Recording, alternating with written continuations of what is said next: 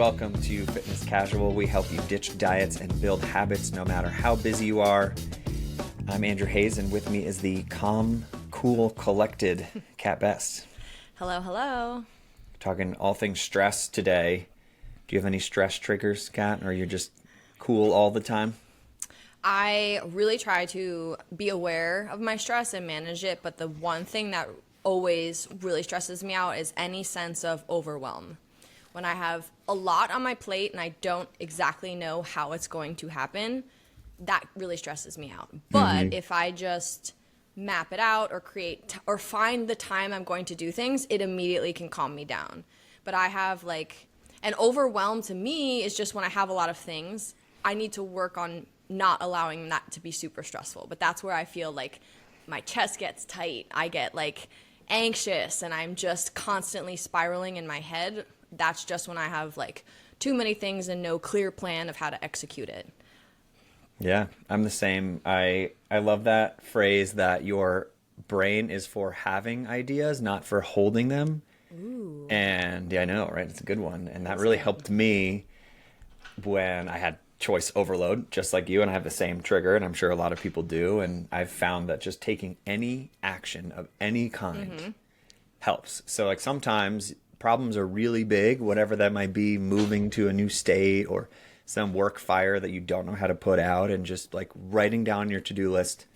Tomorrow I'm going to spend 30 minutes with this problem, or I'm going to spend 10 minutes on Zillow looking at what it costs to move, whatever it is. Just that first step, that really helps me, because you just start to think about how many choices you have and how long the road is, and you freak out.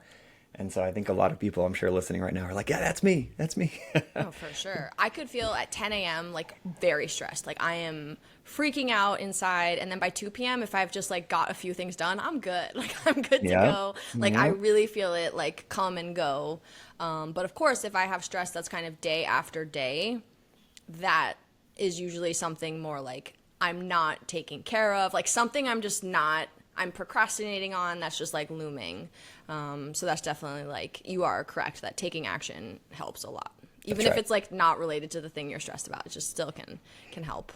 Exactly. And we do lots of goal setting, you and I. We do also goal setting with our clients, and that again helps with anxiety because there's just so many choices every day, and you're overwhelmed with the steps that getting really clear on what has to be done today or this week or in the next 6 months is so important. Maybe we do a full podcast on that, but today we will tackle more stress in general.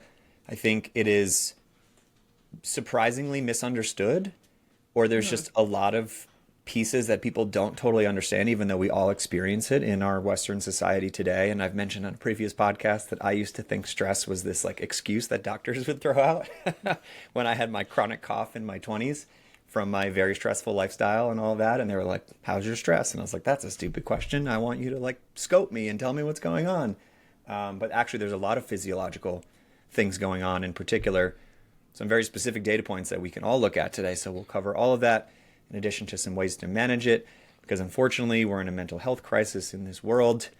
It's not getting any easier, despite all of the amazing things that we have in our life and our creature comforts. It's stressful, and it's a very real problem. And so we can help with that.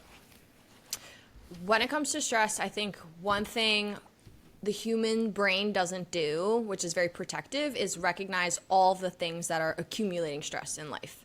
I kind of think of stress as mental health stuff or a really busy schedule, but actually there are a million things that lead to stress in the body. So I just want to mention a few because I think this will help people actually understand oh, maybe I'm a lot more stressed out than I actually think. So a few could be poor work-life balance, unhealthy relationships, nutrient deficiencies, lack of a purpose in life or passion, financial debt. I think financial worries is huge for stress. Yep. Low self-worth, being a perfectionist, having a sedentary lifestyle, overtraining, not sleeping well, loneliness, and lack of boundaries. Those are such a wide spectrum of things, and I'm sure for some people, some resonate, others don't. But, if I look at that list, that tells me, I'm oh, I might have a lot more stress than I think I have, just by looking at it from all of these things. So that's what we're going to really talk about today is the accumulation of all those stressors you have, whether you're aware of it or not, and how it is impacting your body. So to understand stress, the first thing we need to understand is the autonomic nervous system. This is what controls your stress, how your body responds to stress, and there are two main things to be aware of. One is the sympathetic nervous system, which is fight or flight. Everyone's heard of fight or flight. This is your body's immediate survival mechanism. This is activated in times of stress, danger, or high alert. You may notice things like your heart rate increases, your blood pressure increases, you're laser focused and you are quicker, you feel lighter in your body. Like that is your body ready to make it so you survive something that's happening. And this causes a surge of stress hormones. If this is chronically activated due to all the things I mentioned before, then that will create, a chronic stress situation, which will cause harm in the body over time. On the other hand, we have the parasympathetic nervous system. This is called rest and digest. This is how the body heals, recovers, rebuilds tissue, and even allows you to properly digest food. And this typically happens when you're sleeping. But this process, or when you're in rest and digest mode, your body can actually optimize the food you eat, properly break down and absorb nutrients, and this is how the body repairs muscle and tissues. This is also where fat loss happens, and this is how you restore energy levels. So we have these two things, the rest and digest versus fight or flight. This is how our body handles stress, and I think a lot of us don't spend nearly enough time in the rest and digest mode, and a lot of us are living in chronic fight or flight. People talk about being in fight or flight all the time, almost like it's a joke, but this is serious stuff. If we're constantly living like we're in a state of acute danger and we're never allowing our bodies to, really take a break. And that high stress state really does cause biochemical changes in your body that absolutely can lead to weight gain, slow down your metabolism, and make your digestion pretty crappy, which then impacts you in many ways. So those are the three things I think this chronic stress really can lead to. And since we're here to really talk about, weight management or how this impacts weight or fat loss, that's the things I'm also going to focus on here. So when you are in the sympathetic nervous system state, fight or flight, cortisol increases.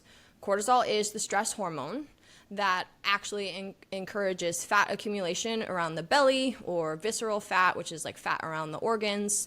And this can also be linked to insulin resistance and inflammation, which make weight loss harder. I know we've talked about cortisol many times. I feel like it comes up on almost every podcast we do in one way or another. But this is because stress is so directly impactful on cortisol. And I think a lot of the reason the people we work with struggle is because they have dysregulated cortisol and they are really high stress. And sorry, you can't make changes in 2 days to really lower that down. This is very much something that you have to do for a long period of time to kind of tell your body hey, it's safe, relax, calm down. And then that can lead to favorable changes as far as weight loss or weight management goes over time. The second thing that happens is insulin increases. So insulin kind of piggybacks on cortisol, but this also has to do with more sensitive your cells are to insulin. So the more stressed you are, the more insulin your body produces. Then you are less sensitive to it, and your body will store fat over time rather than burn it. Insulin resistance is the root of a lot of chronic diseases. PCOS could be one, or metabolic diseases, and even diabetes. All of this has to do with insulin. So high stress over time can really dysregulate how people respond to insulin, and this can really change how your body handles food. Doesn't mean you're eating a bunch, but your body is just not regulating it the same. And this has also nothing to do with your dietary habits. It's just you being stressed, changing how your body eats and absorbs food, which is crazy. And also, when you have insulin issues, you tend to crave really high carb, high fat foods. You get the insulin spike and the crash, which makes you crave high carb foods again, more sugar. So it can lead to this negative feedback loop that leads to pretty rapid weight gain. And that's a reason a lot of people who have insulin resistance are overweight. Very common, but not 100% of the time. And then thyroid hormone also decreases. So thyroid, very important for controlling your metabolism. And if your thyroid is now being suppressed and it's not producing as much thyroid hormone, that will slow down your calorie burn. This can also lead to just fatigue, sluggishness. A lot of people who have thyroid issues tend to be very, very, very tired, which makes exercising really hard, makes lifting weights hard because you're just really fatigued. You also can be really cold, have dry skin, your hair can fall out. These are common signs of having a downregulated thyroid. And anyone who wants to lose weight or maintain their weight, your thyroid is crucial to that, whole equation. So just know, like, your high stress could be impacting your thyroid. And this is why a staggering amount of women have thyroid issues, are on thyroid medication, have autoimmune issues. Like, the thyroid is front and center of your body when it comes to, high stress. And I think this is something a lot of people also don't really think about. Like, this organ in your body is really being impacted by the amount of stress you're putting on yourself. And then another big one we have is digestion will decrease. So especially in fight or flight, digestion is never a priority. Blood flow is going away from your guts to, your extremities because you need to run really fast or you need to dodge the car coming at you. Like, your body is not interested in digesting food in any way. And this can also lead to just poor digestion over time. I think the root of many issues is having poor gut health. This could cause bloating, discomfort, constipation, diarrhea, and maybe the food is hanging out in your body for too long because you're not digesting properly. Maybe you're constipated. Also, gut inflammation is linked to all sorts of metabolic diseases and obesity. So the way your body digests food and, assimilates those nutrients to the rest of your body is so profound. And just being stressed can really impact that. And I think this is a huge one most people see. Very common for people to have gut issues these days. And I know it's hard to equate that back to being stressed about work, but that's exactly, what's happening, unfortunately. I just want to pause for a second here because you've already covered so many, and I think people's heads are spinning and they're like, oh my goodness. And it's just a really important reminder of how everything is connected. And we're all so trained by Western medicine to be like, this is the ailment and this is the direct correlation to that ailment. I have high blood pressure, thus I need, this medication, or I have high cholesterol, I need this medication, or I have a headache, all of those things. And actually what is happening is something as, quote, simple as stress can set off a chain of events. And this is why when people come to us a lot of times, like, I want to lose weight, I need to eat fewer calories. And you're like, well, sure, that's definitely going to help, but we need to address all of these other things too. And so if you're listening to this right now and you're running around at your job like a crazy person putting out fires every day, I would encourage you to take stock of that and think about how maybe you can slow it down a little bit, because you can have a perfect diet and maybe still not get to where you want to go, given all of these things we're discussing. Or you'll spend so much time playing whack-a-mole with your gut health, with your blood pressure, with your insulin resistance, when you're missing actually the biggest trigger of all, which is just managing your stress so that everything works together in a positive flywheel instead of, as you described it, Kat, the negative feedback loop, which is really hard to come out of. Yeah, totally. I think when I think about where my gut health was the worst, it was probably when I was in college, and I know I was stressed like 100% of the time. I was never not stressed. It was like peak horrible stress. And also I was young and I had no self-awareness. I couldn't manage it, but I just was really in a constant state of fight or flight. And that's why I was incredibly bloated and super constipated and had like all sorts of issues. Like, I look back and I'm like, oh, it makes perfect sense. And I do think because it impacted my digestion, that's where it got me the most, obviously in the gut health department. And one other cool fact about stress is it really impacts your body's ability to secrete enzymes, which break down food. So maybe, gut health's not so bad, but if your body is not releasing those digestive enzymes that you need to break down protein, fats, and carbs, this can cause nutrient deficiencies. B12 is a big one. Iron and magnesium are also other big ones. And, this could create food intolerances. I did not have food intolerances when I was younger, but I definitely had them like peak high in my early 20s. And now they're a lot better. And I know that had a lot to do with stress and everything else that was happening to my body. But this can also cause energy crashes, which I think a lot of people don't equate energy crashes to actually just not absorbing nutrients. But this is another huge way that, stress is impacting you. And the biggest and most important, I think, for weight management, for everyone to really understand, is your hunger and cravings are highly impacted by stress. If you are in this constant state of fight or flight, your hunger hormone will increase. Your leptin hormone, which is the satiety hormone, that will decrease. So you're going to feel more hungry and it's harder to be satiated. Has nothing to do with what you ate. You're going to feel more hungry even if you've eaten enough, which is really confusing when you want to stay in a caloric deficit, but you're like, but I'm hungry, so maybe that's a sign I'm not eating enough. No, you probably are, but you're just highly stressed. So your hormones are mixed up. And this can really easily lead to overeating and strong food cravings. And I think it doesn't take much stress for your hunger and cravings to be impacted by it. You know, everyone has an interesting response to when they're highly stressed and how that impacts how they eat. Some people don't eat at all. Some people really overeat. And everyone has a unique approach, but just know it is impacting your hunger hormones. And it's really confusing if you want to lose weight, but you're super hungry all the time and you're not eating that little. Like, that can be very confusing, and we get that, but that's why we would always tell you to work on stress. And, fortunately, there are a lot of things you can do to bring your body back to rest and digest mode. You want to activate the parasympathetic nervous system. This mostly happens when you're sleeping, but you can kind of work on things throughout the day to optimize this more. So these are the 4 things I would want everyone to focus on if their goal is to shift out of fight or flight and into more, rest and digest mode where your body can actually calm down and relax. And going back to what you said, where your doctor said just manage your stress, I think that's just the worst piece of advice. I've heard that so many times. I've even said it to people. I'm like, I don't even know what. We have to have more specific action, because manage your stress is then everyone just goes, oh, I have to meditate. Everyone's just oh, I have to meditate, and it's really hard and I can't stop my thoughts. Somehow meditation is the only thing anyone knows, or yoga. It's there's 2 things. They are effective, but maybe it's not the most realistic to all of a sudden take up a yoga hobby or sit down and meditate. So these are other things you can do. Yep. Number 1 is eating mindfully.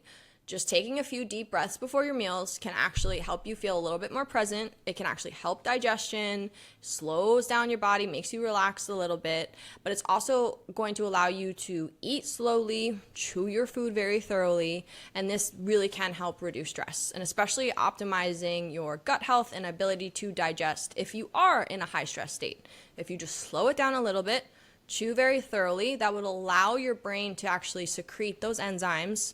If you take more time to chew and just eat slower, that can have some pretty big impacts there. And remember, if your body is not optimizing your digestion to, break down what you're eating, you're not getting the benefits of what you're eating. So you could eat the best salad of your life. If you're eating it in 3 minutes, swallowing giant chunks of food, you might not be getting all the nutrients that you're trying to eat. And so you just have to go a little bit slower. And I know that can be hard, but this is really profound for also reducing stress overall. And it's around your meals, so you don't need to change anything about what you're eating. We just need to slow it down a little bit. And then the next big thing would be balancing out your nutrition to stabilize insulin and reduce cortisol. So I know we've talked about this before, but protein at every meal, of course, that's just going to help your body regulate insulin better, helps regulate your blood sugar better, and then even better if we can get some fiber at every meal, that's going to help slow down digestion. And then third, I would say, is increase the healthy fats. So if you have protein, fiber, fat at every meal, that could do wonders for hormones and inflammation and all the other things that stress does to your body. A lot of people eat meals that are very carbohydrate heavy and maybe lacking protein, fiber, or fat. So that would be one tweak I would say to make, is just actually look at the macronutrient breakdown of the foods you eat and try to just skew that a little bit more towards protein, fiber, and fat. Obviously, we want you eating good quality food, not a bunch of highly processed stuff. But if you still have to have the processed stuff, but we can add some protein in there or more fiber, you're going to get the benefits. So that's what we would definitely recommend. And you would be surprised how just balancing out your meals a little bit better can do wonders for your body. And then, of course, we have exercise, but not too much. There's a fine line. Overtraining is highly stressful in the body. It's very depleting. I've definitely been in a very long-term overtrained state, and I saw what it did to me, but I like kind of wasn't able to come to terms with it at the time. But now I look back, I'm like, duh, that's what was happening. But you need to exercise to also help with stress management. So it's just finding the right dosage. Big fan of low intensity movement. That also helps reduce cortisol. Don't do excessive cardio or HIIT training. Probably not good if you're super high stress. Even if you're overweight, doesn't mean it's the best choice to make. I would definitely focus on strength training just to support muscle growth and metabolism. It's also a little bit slower. It's less intense. Like, sure, lifting heavy is hard, but you shouldn't be like sweating super hard. Your heart rate's not getting super high. So a good strength training session should feel challenging, but not like super, super depleting. And that can help a lot also build up your resilience over time. Just the more you can kind of work out, but not too much and also not too little. Kind of like find that sweet spot. You know, everybody has one. I think if you're not working out at all, you also have to, because being sedentary is really stressful for the human body as well. That's right. And this, you can measure this with heart rate variability, HRV, which a lot of people have heard of now. It was very popular with Whoop, which you can definitely get a Whoop. I canceled mine because it was a subscription and I didn't feel the need to pay monthly for a wearable, but you can do it on your Apple Watch too. I think Fitbit and Garmin looks at HRV as well. It's directional. I hesitate to even give a number for what your HRV can be because it's highly personal, age and fitness level and other conditions you have going on. But what you want to see is improvement over a long period of time, like 6 months or more. Your HRV will differ every single day based on your training, your recovery. If you have a Whoop, it will give you a score per day of how recovered you are. Again, it's directional, but that's just how much it can vary based on your previous day or your previous week. So if you are curious, that is something you can look at. And again, it's affected by, are you drinking? Are you sleeping? What's your diet like? Are you training? What kind of training? Are you all of that stuff? And so you have to make informed choices over time to see the trends and not panic just because your HRV is up or down. But that is a really good way to measure, just with a very trackable number, all of the stuff we're talking about, which is the relationship between your parasympathetic and your sympathetic nervous system, which is incredibly insightful and changes every day. So I feel free to nerd out on that and ask us questions on it if you have any. HRV is fun. I don't look at mine every day, but I will notice if I'm not feeling great. I'll take a look and be like, oh, what's this say? And it's almost always down. If I'm feeling bad, it's always down. It's always, and I don't use a Whoop or an Oura Ring. I just use an Apple Watch, but I have an app that also helps me interpret. Same. So I see the trends over time. But a few weeks ago, I did have like a stressful week where I was like that high stress every day. I could feel it definitely by like Thursday. I was like, I feel different. And my HRV every day kept going down, down, down to where it's like, stop doing what you're doing. And then I'm like, wow, this is like, I'm really stressed, but I changed nothing about I was still working out the same, like everything was the same, but my stress was just high and it was like really impacting me. And I thought that was just interesting to see. And then I also had the flu maybe 2 months ago, Yep. and that started tanking before I even felt sick. That's the crazy one, is when like it's telling you like, hey, we are fighting something off and you feel fine. And of course I'm not like, oh, I'm about to get the flu, but once I started getting sick and I felt symptoms and I look back, I'm like, oh, wow, this was like dead accurate with how I felt. Like it knows. So it can be really, interesting information to look into. Whoop became really popular during the COVID pandemic, and they ended up mandating it on every golfer on the PGA Tour. And I think other professional sports organizations adopted it too because it was predicting COVID before any symptoms, because exactly what you outlined. And I see the same now too. And I get sick a lot less thanks to dialing in my nutrition, but I still have days where I just feel really run down, and I'll look at my HRV and I'm like, oh, wow, that's in the toilet. Even though I haven't drank in a week and I've been sleeping well, like I'm clearly my body's fighting something. Just because I don't have a runny nose doesn't mean I'm not sick. And so it's a really cool measure to be like, oh, today's not a good day. Maybe I should be kind to myself and just lay up on the couch for a little bit. So the more you understand this too, the more you can not beat yourself up over a lot of this, because it's really cool to see your body predict how you're going to feel before you do. That's such a good point. And I think like we shouldn't all be, very attached to what our wearable tells us. But for people who are high achieving, disciplined, like to do a lot of things, I think it gives you reassurance that you can pump the brakes and you're not lazy, or you're not, unmotivated or whatever. It's actually you going, oh, I'm trying to listen to my body, so I want to go a little bit slower.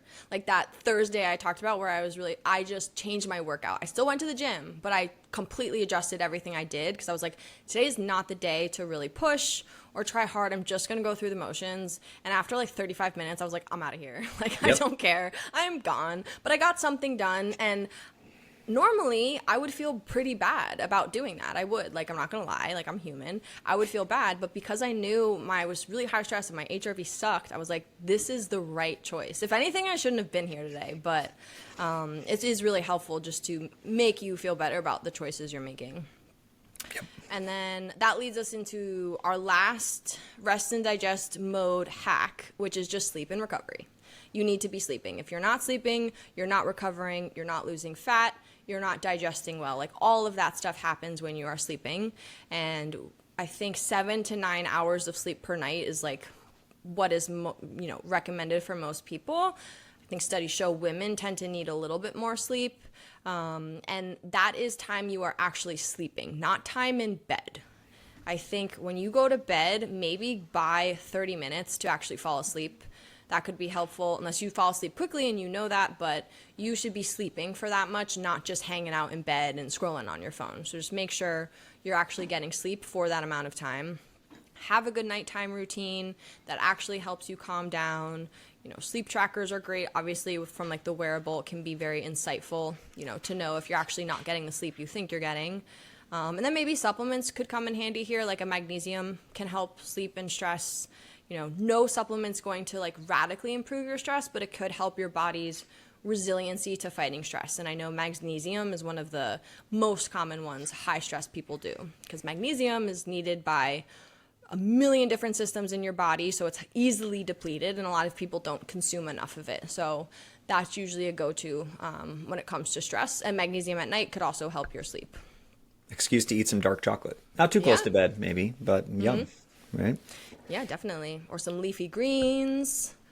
But overall, like, if you're eating a balanced diet and you don't have nutritional deficiencies, you probably will be a lot more resilient to stress. And your immune system is obviously a big indicator of how much you can withstand stress. People who are getting sick on repeat week after week, or like the moment your kid gets better, you get sick and they get sick again, and like it's just never ending, like month after month it's a new thing.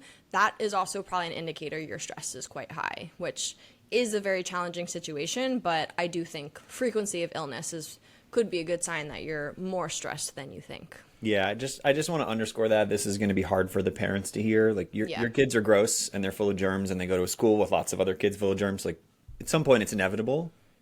But like, your body is supposed to be exposed to these things. You can't be walking around Lysoling every doorknob that you touch. That's not normal.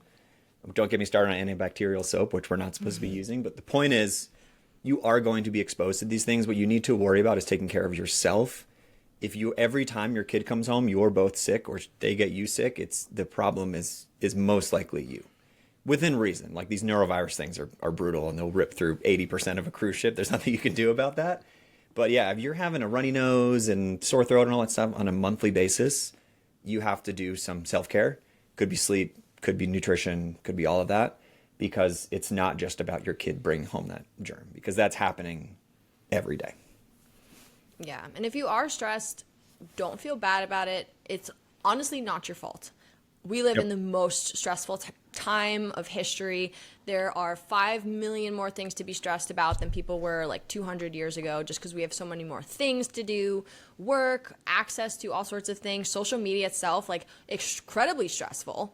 It's also very fun, and, you can connect with people, but that's added just an insane amount of stress for people. Also, just comparing your life to others is stressful. Like, we could go on and on about the ways we find stress in the day, but it's not your fault that you're really high stress, but it is your responsibility to do something about it. And that's really all you can do. And I would say just start with one thing. Do not try to do a bunch of things, but I would say, like, of the 4 things I mentioned above, that's a good place to start. Sure, if you want to try meditating, I'm a big meditator, but I just think if you're going to sit down for 5 minutes but change nothing about your diet, your sleep, or your exercise, like, you should start with the bigger things first. Right. 'Cause I know a lot of people, like, truly, who just say they meditate and they, like, don't actually get any benefits because they're not doing it right, and they're just trying to check that box of like, I meditate so I manage my stress, or I go to yoga once a week, so why am I so stressed out? And it's like, well, probably because you're stressed about having to go to yoga. Like, if you don't like it too, like, that is also, like, I've done many yoga classes, and I don't find them all to be incredibly relaxing, not gonna lie. Like, some of them are, but doesn't mean, just because you do it doesn't mean you're really, like, getting the benefits. And a big part of yoga is breathing. That's what makes yoga is the breathing practice in addition to the movement. And I would say that's what nobody does in yoga class, is breathe with the right inhale, exhale. I suck at that. Yep. Oh, it's so hard. And like, even the instructor's like trying to cue you, and you're like, this is the longest inhale of my life.